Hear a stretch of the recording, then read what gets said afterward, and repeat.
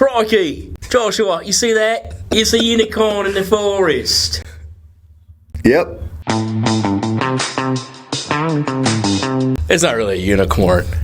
Hey, Patrick Lissner here, Director of Digital Strategy at Group M7, and today I'm joined by my good friend Joshua. He is one of our digital ad strategists, and we're talking about that mythical unicorn in the forest, none other than targeted digital marketing. And as always, we're here to help you make sense out of marketing so you can make sense out of marketing. And when it comes to digital marketing, it sounds fun, right? Yep. Digital marketing does sound fun, but it's no picnic. Correct. Yeah. They're not just like a plug and play kind of thing. Okay. It's not magic, kind of like that unicorn that you were talking about. It's more strategy. Yeah. You have to be a pretty strategic thinker. It's knowing about what tools to use and kind of when to use them and how to wield it properly. I think a lot of times because I talk to a lot of business owners and clients, they come to me and they're just like, hey, I need to do ads online. And they kind of equate it to the same thing as like taking an ad out on Craigslist or the Thrifty Nickel.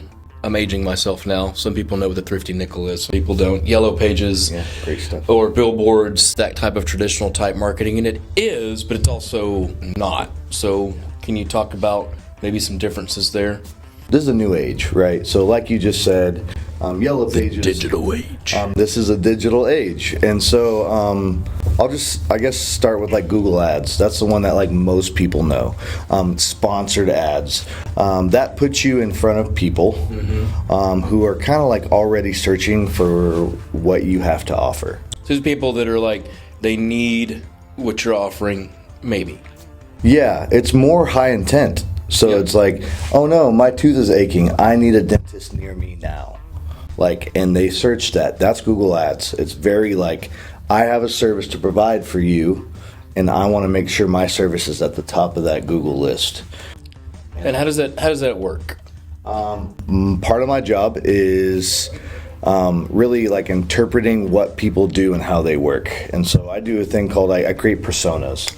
So if I'm that person with the hurt tooth, I have to put myself in the mindset of what is that person searching for? Where are their emotions at? Are they a single mom? Do they have kids that have hurt teeth? All of those things, and then it goes into okay, what words are they going to use to search? And that's where keywords come in. Keywords. Yes. And I feel like keywords are kind of like this. It's like whenever you see that car that you want, you go to the dealership, you pick it out, and you're like, I'm the only one who has this car. And when you drive off the lot, you see like 30 of them on the way home, like the same. Like, I feel like keywords are similar because it's like when you're bidding on those keywords, you're thinking, these are unique to my business. Like, no one else is going to have these.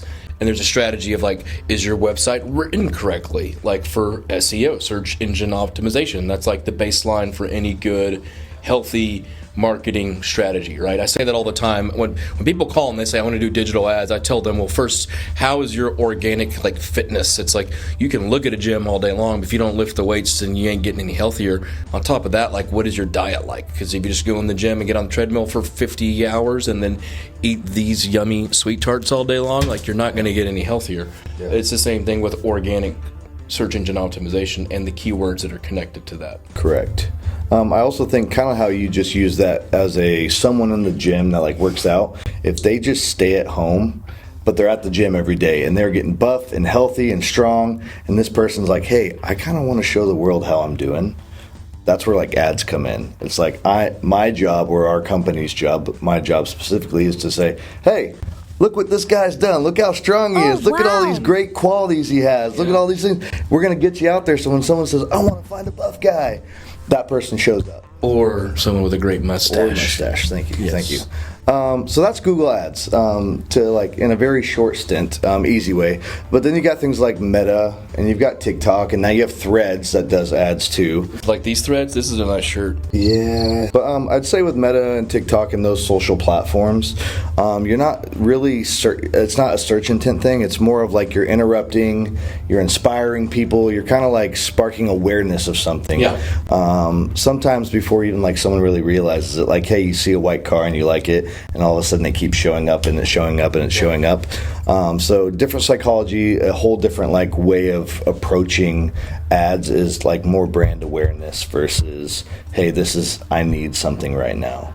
So there's different things you have to consider, right? First, it's, hey, is my website written correctly? Do I have the right keywords? So we do a ton of research. Joshua does a ton of research. Then we look at your website to make sure that it's optimized correctly. If it's not, we've got to start there because that's like baseline 101.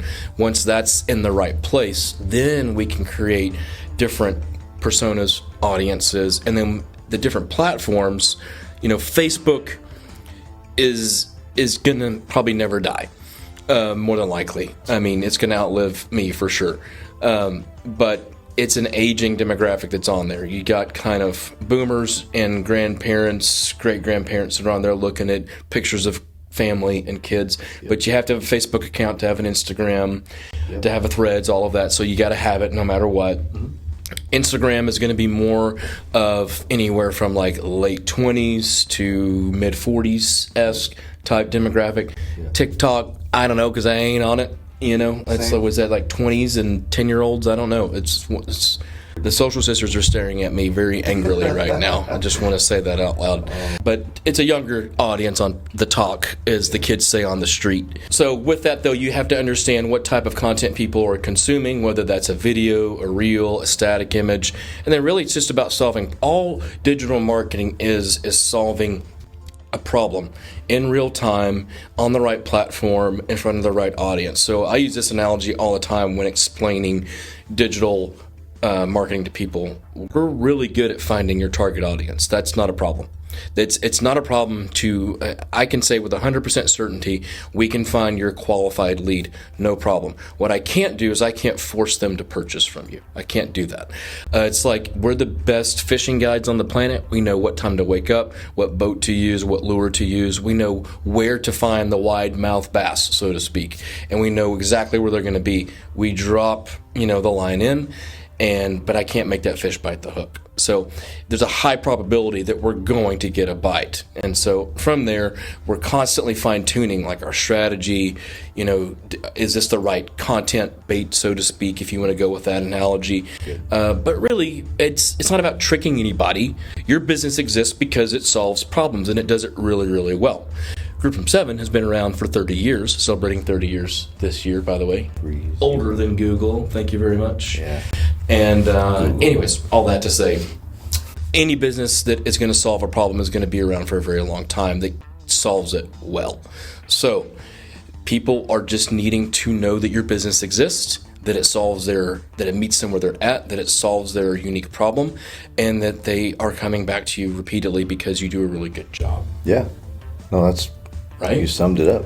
Yeah. A little summary. That's fantastic. It's called the Cliff Notes version. Yeah. Speaking of money, it's something like a $5 click on Google versus like a 5-cent click on TikTok. Those both can bring you a client. It's just where you want to focus and where your audience is. So it's not always about who spends the most money, but who you target and how you target. Right. You don't have to spend a crazy amount of money, but you're going to have to spend something for sure. And part of what our job is here is, if you trust us to partner with your marketing needs, is that Joshua and team, we're monitoring on a weekly basis, like the type of content people are actually consuming and making sure that you don't quickly outspend your budget. Because that can happen sometimes. Because think of it this way, you got more fish that are hungry. If you got just a little bit of bait, it's going to go real quickly. If you've got a bigger budget, it will go further. And so there's a strategy behind it upon, okay, do we want to put all of our money in this bucket, or do we want to spread it out evenly over different ad campaigns so that we get a bigger reach? Yeah. So is it easy? No. But and that's what we're here for. But is it worth it? 100% yes. When you do it right and you're not throwing money into that pond, you're throwing the right bait and the right money at the right thing, not just into the void, then you're building something that converts and does really well and brings in the clients or the people that you need. Well, I mean, there's different platforms. So I would say this too. We do not prescribe anything to any other business that we don't do for ourselves. So we do YouTube ads, we do billboards. That's traditional marketing, FYI. We do radio ads. I mean, but here's the fun thing: is that anytime a lead comes in, and I'm part of the sales team as well, is I can see there's an attribution within my inbox that says this came from a Google ad campaign, this came from a Meta campaign, this came from YouTube, and I know before I talk to the person where they came from. What's beautiful about that is you can make educated decisions based upon the clean data that you get. Data is only as good as the people who are managing it and are inputting the data. I'll just say that across the board. Also, what did the computer say to the floppy disk? What? Who's your data? Oh, yeah, that's a good one. All right. Well, here's what I would say to you is, hey, there is nothing sweeter than seeing your marketing work. And what we're here to do is partner with you to help you make sense out of marketing, so you can make sense out of marketing. I know it's cheesy, it's cliche, but there's a reason why you're in business. It's to make money. It's to showcase your services to help other people with their problems. That's why we exist. We're here for you. So any questions that you have, ping us. We are here, available all the time. And we will see you on the flip side. Thanks for joining us. I like your hat. Thanks, man. It's Group M7. That's nice.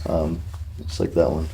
Did you stitch it yourself? Yeah. And your shirt? On threads. On threads. On the money. Is this the thing we do? It's the thing we do. Cha-ching. Cha-ching. Making sense out of marketing to make sense. You're probably going to cut this. You got this. It's the TT, right? The T. The TT. The TT. The TikTok. TikTok. Okay. Sometimes you need binoculars to... Is that how you say it? Binocular? I don't say that enough. Binoculars. Yep. Say it slow. Say it better. Binoculars. So we should say that more often. Binoculars. Yeah. You're moving me away from Joshua. Is that better? Tired of you telling me what to do. I'm feeling uncomfortable. Hold on. I gotta comb it, guys.